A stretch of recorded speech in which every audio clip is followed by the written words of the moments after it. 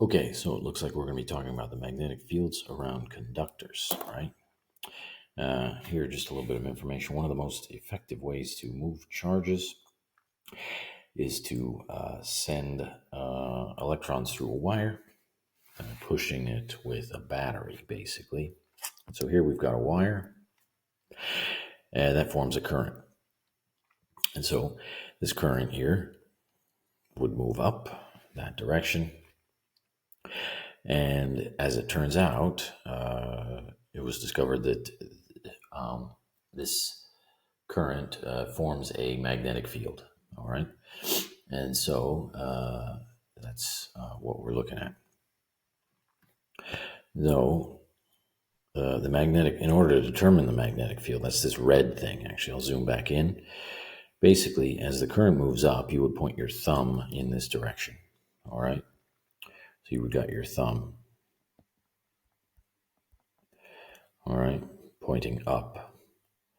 And then you can kind of, this would be on your right hand. All right. And then your fingers sort of wrap around in this direction from behind the wire to then in front of the wire and then back around behind again. Okay. And so you can kind of imagine that's basically the what would be considered the direction of the magnetic field, right? That direction is going to be important later because that is going to tell us how it affects other particles. Because remember how in the electric field, the arrows told us how, based on, if the arrows were pointed, up, then a positive particle would get pushed up and a negative particle would be pushed down. And so the rules for where the direction in which the arrows face are important because that way we all kind of sort of follow the same rules. And so scientists have decided that this is basically what we're looking at. Okay. So if a wire is straight, it produces a field like this. That's this one here. And the field lines are concentric circles, and the strength of the field is smaller as the radius increases. So therefore, it is a non-uniform magnetic field. And the strength of that field is B, right? And it's the amount of current over 2 pi r.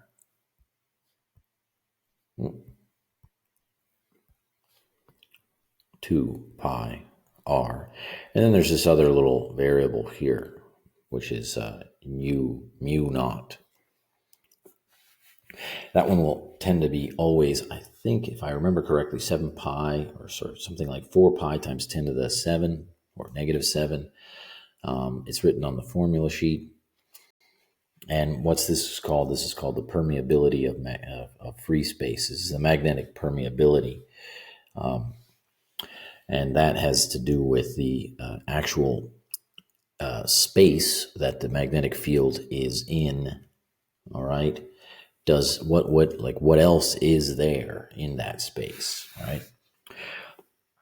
So, for example, if there was water around this wire, the magnetic field would be multiplied by a particular number. Versus if there's just a vacuum, it would be a different number. Or air, you would put a different number there. Or lead, you would put a different number there. So it depends on what this wire. So imagine a copper wire going through, a lead block, right? Then the magnetic field in the lead block would be different than if the same copper wire with the same current were going through just a bucket of water or something. Then the magnetic field would be different in strength. Okay. So we'll take a look at that. Okay. Now, note that, I wanted to mention that the current is opposite the direction of the electrons move. And so I want to mention that if the current goes up, electrons actually go down. And that has to do with the fact that historically, the concept of current was sort of discovered, and then later on it was discovered that the electrons were responsible for the current, okay? And so they decided, let's make current go this way, just by chance, and in the end, they decided on the wrong direction, it turns out. All right, but we stick with it, okay? So there we have it. I'll just quickly write down that the current is the thumb and the field are the fingers. All right. And that's that one there. Now, imagine if the wire were formed in a loop, okay? Then it produces a field like this, all right? And it's difficult to see, but basically, imagine, I'm going to focus in on this red piece here. Imagine that red piece, right, was just a single wire like this. Kind of imagine zooming in on that little red piece that I covered up with blue, and you would have essentially like a nice little field around it. Let me actually make that nice. So the field would be sort of around it like this. It would go behind it like that, okay? And then you would have maybe another one up here, like right like this. There'd be another field there. And then maybe there would be another field here, okay?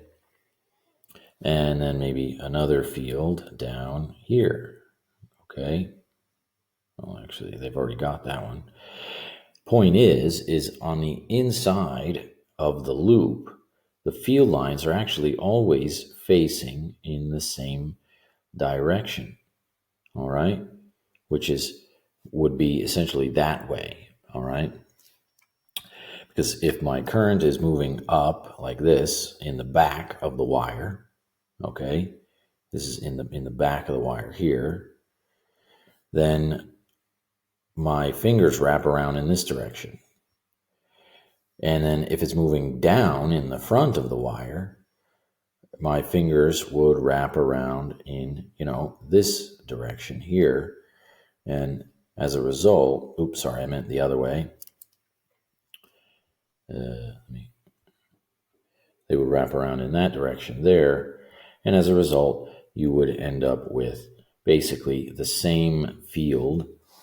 There are the arrows right there.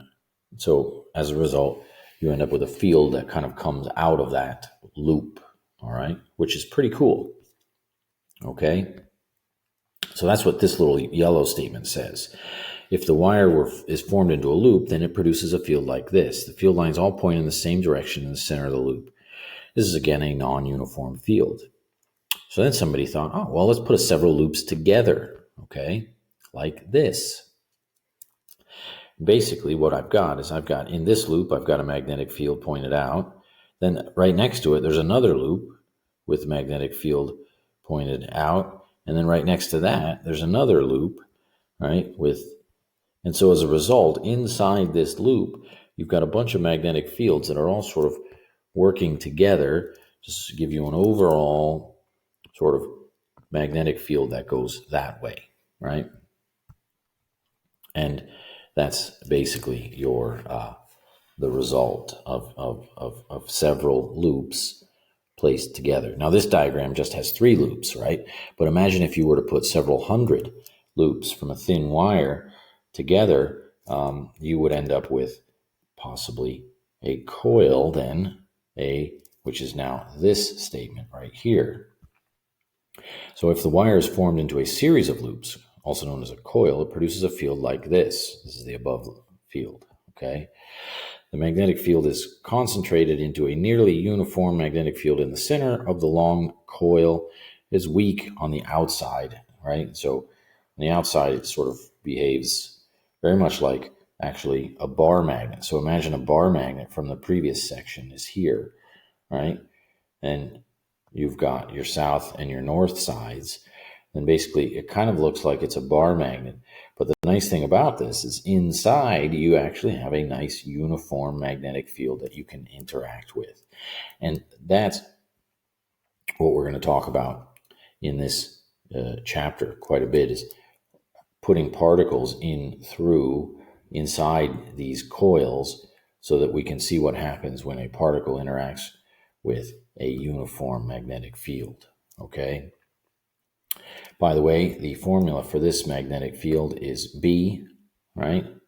And L is on the bottom. Permeability of free space obviously is up there still again. It's the same concept as before. It depends on what material's inside here. If you've got iron inside there, then you use a different one. If you've got, air versus water, you use a different field, and so forth. What else is in this formula? The number of coils, right? So in this case, it would be 3. 1, 2, 3, right? 3 full coils. Maybe you'd have a fourth one here, I guess. And so that's why I was saying, if you can stack in several coils in here, you throw a coil in here and here, then all of a sudden you have 5 coils, and so you have a stronger field. And let's say you stack in another 2 here, another 2 there, then all of a sudden you got 9, and you have a much stronger magnetic field. Okay, and so that's the number of actual coils here. Okay, here's the length of the coil, right? Notice that as the length grows, the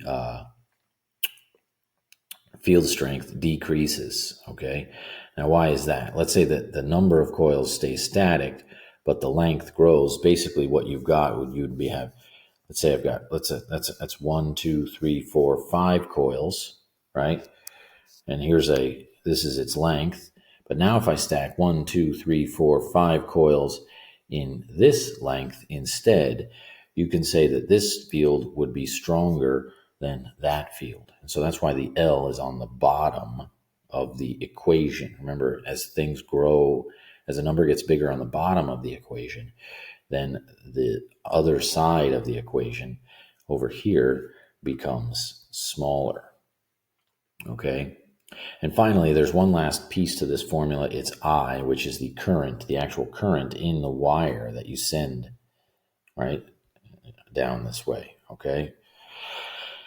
And that's pretty much what we're looking at there in terms of coils. Okay? All right. It'll soon be important to determine the direction of the magnetic field. Oh, we did that over here. Those guys and those guys. Here. So for this coil one, we already did this one. This is your thumb. That's your fingers. For a coil, you basically wrap your fingers around the direction of the current. So fingers. Okay.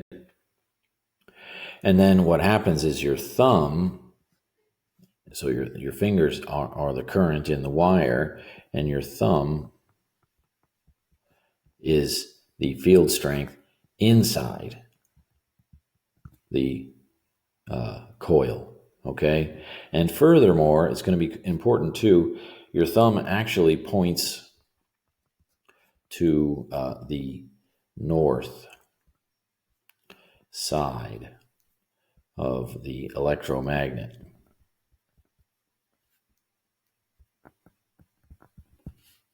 Okay. There's an interesting word, electromagnet.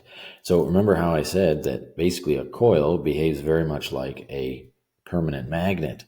But the nice thing about a coil, though, is it's a permanent magnet.